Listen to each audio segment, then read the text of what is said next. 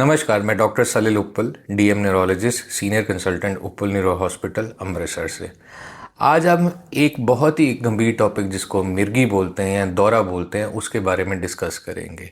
सबसे पहली बात तो ये है कि मिर्गी होता क्या है। जैसे हमारे दिमाग के अंदर अलग अलग तरह की वेव्स चल रही होती, करंट चल रहे होते हैं, उसी तरह अगर उन करंट्स का शॉर्ट सर्किट हो जाए, एबनॉर्मल करंट हो जाए या शॉर्ट सर्किट हो जाए, उससे क्या होता है, मिर्गी होती है, उससे दौरा पड़ जाता है। तो ये है कि ये मिर्गी होती है। अब मिर्गी कई प्रकार की होती हैं।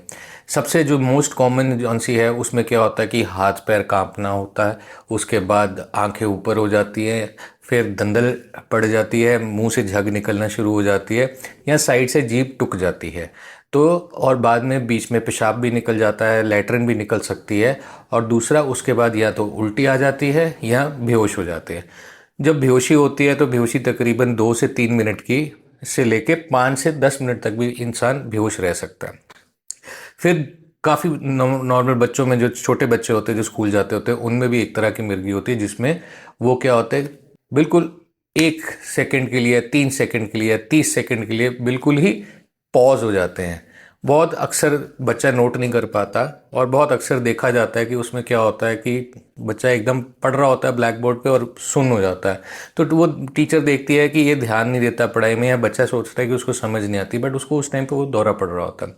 इसमें साथ में लोग ऐसे भी करते हैं, आंखें भी झमक सकते हैं। तो ये भी एक तरह के वो लक्षण होते हैं मिर्गी के, जिसको हम एब्सेंट सीजर बोलते हैं। सो ये तो होगी कि मिर्गी इस तरह की प्रकार की होती है। कुछ मिर्गियाँ जौन सी होती है जिसमें हाथ पैर कांपना होता है, कि जिसमें सिर्फ एक हाथ कांप रहा होता है या टांग कांप रही होती है या मुंह ऐसे ऐसे ऐसे ऐसे ऐसे फ्लिकरिंग हो रही होती है, इसको हम फोकल सीजर्स भी बोलते हैं। तो ये डिफरेंट तरह की मिर्गियाँ होती हैं।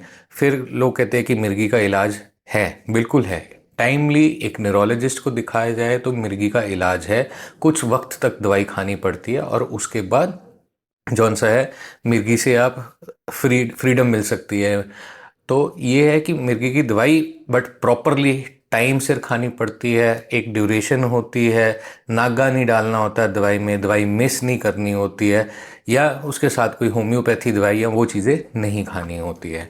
बाकी जौन सा आजकल मिर्गी के ऑपरेशन भी होते हैं, बट वो कुछ तरह की मिर्गियाँ हैं जिसमें ऑपरेट हम कर सकते हैं। सबसे इम्पॉर्टेंट चीज़ ये है कि जब किसी को मिर्गी पड़ रही हो या सड़क पे आपने देखा किसी को मिर्गी हो रही हो, तो उसको फटाफट पकड़ो ना, उसको दबाओ ना, उसको आराम से लेटने दो। क्योंकि जब एक बार दौरा शुरू हो गया है तो वो ख़त्म अपने आप ही होगा, आप नहीं उसको रोक सकते हो।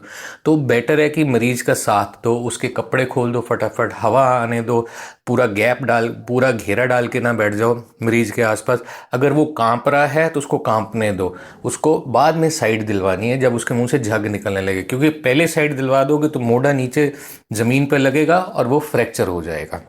तो इस चीज़ का ध्यान रखना होता है। अगर दंदल पड़ रही है तो दंदल के अंदर अपनी उंगली नहीं डालनी है ना, नहीं तो मरीज आपकी उंगली काट देगा। अगर आप चम्मच उसकी डालोगे दंदल खोलने के लिए तो आप उसकी जबान या कहीं ना कहीं उसके चोट लगा दोगे, ये चीज़ नहीं करनी है। फिर उसके कपड़े आराम से खोल दो, साइड बाद में आराम से उसको साइड दिलवा दो।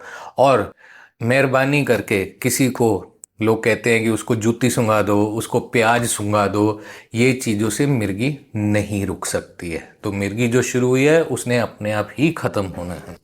फिर काफ़ी लोग बोलते हैं कि जी बच्चों में जौन सी मिर्गी है तो जूठा खाने से मिर्गी हो जाती है। ये नहीं, इन चीज़ों का ध्यान रखो, जूठे से मिर्गी नहीं फैलती है, ठीक है।